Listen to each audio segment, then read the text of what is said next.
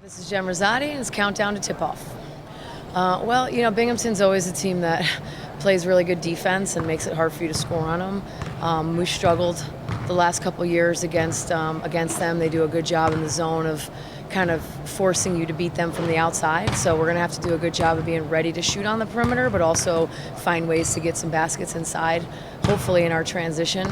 Their point guard, Vanessa Polk, is leading them in scoring in conference play, and she's a really quick, dynamic player who finds ways to get to the rim, get herself fouled. So she can be a tough check, and she always seems to have a good game when we play them. But I think that, they're really dangerous at the post position. Morgan Murphy and Sheree Swinson are two kids that can score from the perimeter. They like to face up and put the ball on the floor, and they're both physical. So we're going to have to make sure we do a great job of, just limiting their touches in the post and not fouling and sending them to the line and making sure that we can keep the game going up and down. Well, I think some of it is that Lowell gives up a lot of points with the way that they play.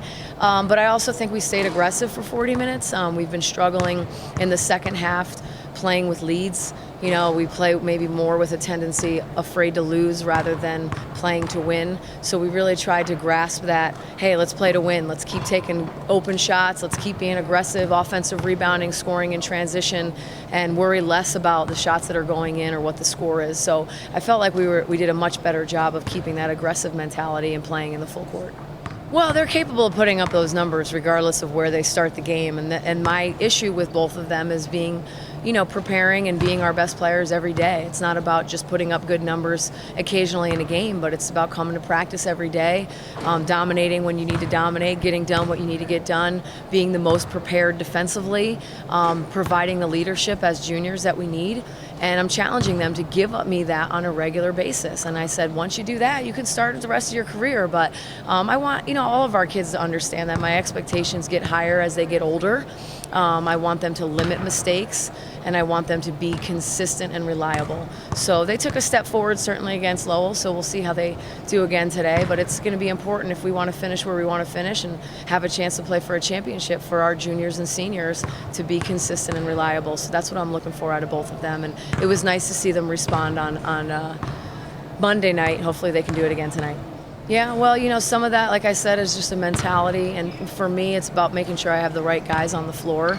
I've made it a very strong message that that's what I want to be better at. So the guys that have taken that seriously are getting more minutes right now. And so, but I also feel like the team is making that an emphasis. Is they're seeing the excitement about what getting extra opportunities can do for us offensively and in terms of energy. So I feel like Alyssa Reeves and Latrice Hall have certainly set the tone in terms of bringing that energy on as many possessions as they're capable of.